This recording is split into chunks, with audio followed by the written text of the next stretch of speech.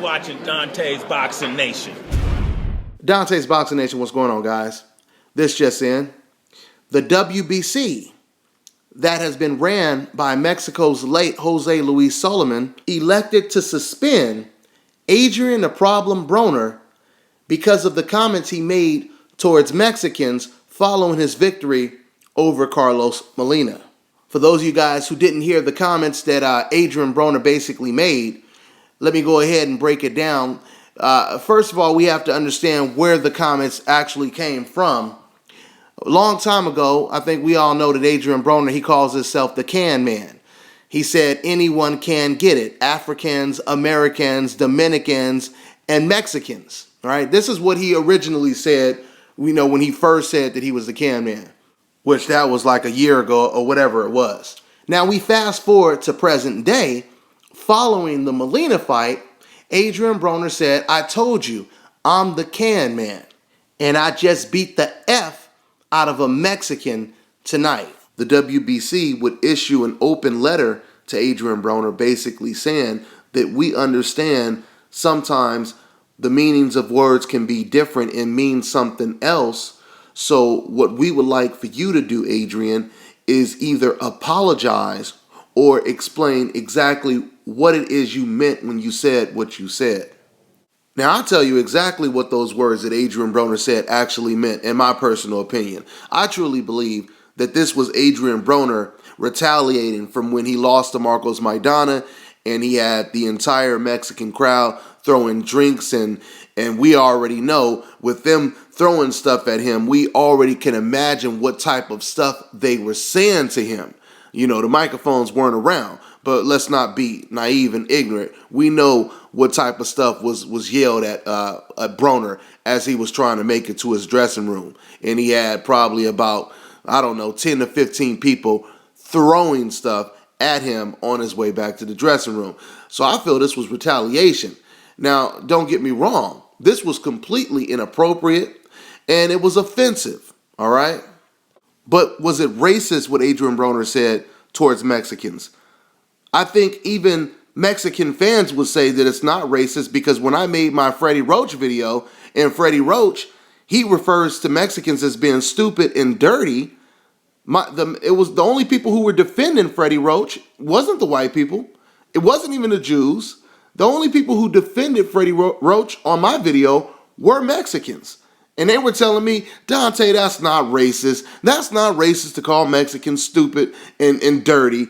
That's no different than calling an Irish guy, an effing Irish and all that kind of stuff like that. That's not offensive at all, Dante."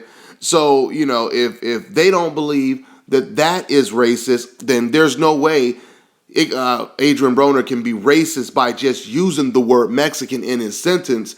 I think what made what Adrian Broner sound so bad is the fact that he said, "I just beat the fuck out of a Mexican." That is what made it sound so bad, okay? It's how he set up the punchline. And quite frankly, I don't even have that much of a problem with the WBC, asking for him to apologize, etc., etc. I mean, the bottom line is, the sport of boxing, unfortunately, racism in boxing goes hand in hand, all right? And I commend the WBC in a certain way for trying to make a little bit of a change. Now, I don't know if they were just doing this from one side of the argument, or they were really trying to, show zero tolerance in the sport of boxing. But for whatever reason, the WBC decided to respond this way. This type of action should have been taking place long time ago, all the way across the board when it comes to the sport of boxing. There needs to be an example set. And I'm talking about an example that really, really makes these trainers, these boxers, think about what they say, all right? There needs to be an official commission that runs the sport of boxing. And when I say an official commission, I'm not talking about Nevada, Athletic Commission or California Commission. I'm talking about a United States commission, basically just like the NFL, the NBA, and sports like that. We need the type of commission that they have, because we already know they don't play that kind of stuff at all. in basketball and football, Robert Garcia, he wouldn't be able to go out and just say, these damn Cubans, they don't even belong in the country and this and that, and they think they run the fucking world, and he wouldn't be able to say that. Freddie Roach, he wouldn't be able to offend Jews that have nothing to do with what he's even, debating about. He wouldn't be able to do that. He wouldn't be able to just offend Mexicans when he wants. And Adrian Broner wouldn't be able to say what he just said about Mexicans. So the point that I'm making is, I don't really have a big problem with the WBC asking Adrian Broner to apologize for his words. But this should have been taken care of long time ago when it comes to everything that's going on in the sport, is the point that I'm making. We need bigger examples set. I mean, this is 2014. Racism in the sport of boxing should be held at a zero tolerance level. See, because the problem is when certain races of fans, they see their favorite trainer or a boxer, say something racist or ignorant, then they immediately run with that.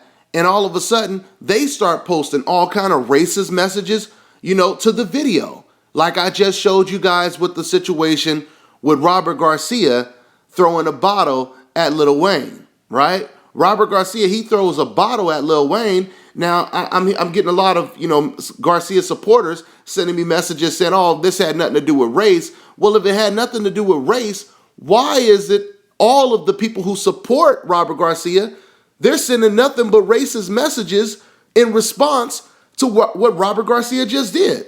Obviously, they see it as a race situation.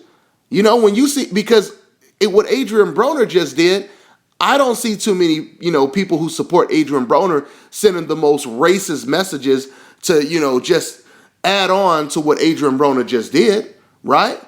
Do you guys hear me saying anything extremely racist because of what Adrian Broner just did?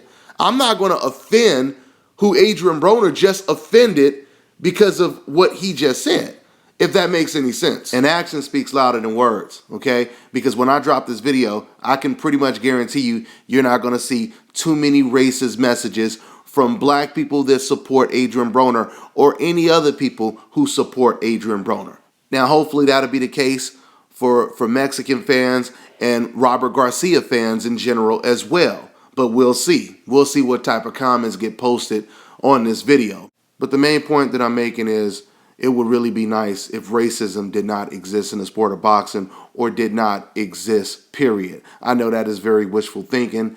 Racism is like water and oxygen. It will always be around, or for a very, very long time.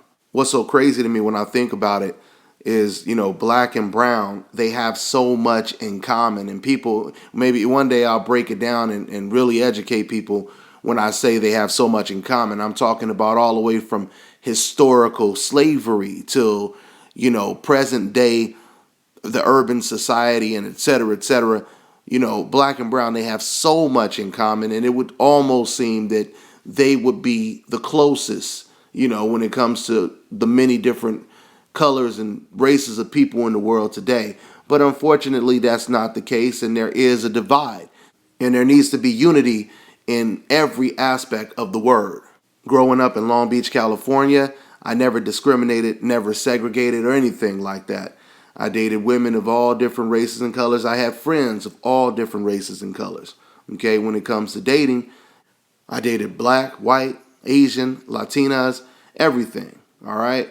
And this may surprise some of you guys, but believe it or not, at least 85% of the women that I dated growing up in Long Beach, California, they were Mexican. Okay. So you guys need to understand that when you hear me addressing racist issues, it's not because I have some type of dislike for Mexicans or anyone else. It's to basically let you guys know what is out there, and we need to do something about it to change it. Okay? We need hopefully one day, we could just straight talk boxing and it would not have anything to do with race. Maybe just one day, because someone doesn't like what you say about a certain fighter, because you don't like a particular fighter, they won't have to resort to race baiting and playing the race card just because you're losing a debate when it comes to talking boxing, okay? See, the problem with racism is if we would have nipped it in the bud long time ago, it wouldn't be such an epidemic today. Let me give you guys a personal example of exactly what I mean. I remember a couple years back, I had a neighbor, real cool guy, really nice person. His kids used to always play with my kids, et cetera, et cetera. But one time, my kids, they came to me and they said that, so-and-so, their friend, they were white and they were making little racial jokes about blacks and Mexicans, right? So anyway, when I heard about this, I immediately went to this kid's parents, talked to them face to face, and I said, hey man, I just want to let you know what's going on, and you need to really be careful with what your son is saying, et cetera, et cetera. And he kind of like, him and his wife, they kind of like almost laughed it off like it wasn't a big deal. And I said, look, I'm just letting you guys know this could turn out to be something serious if you don't stop it right now. Okay, so they said, oh yeah, we'll talk to him about it, whatever. Like it was a small situation.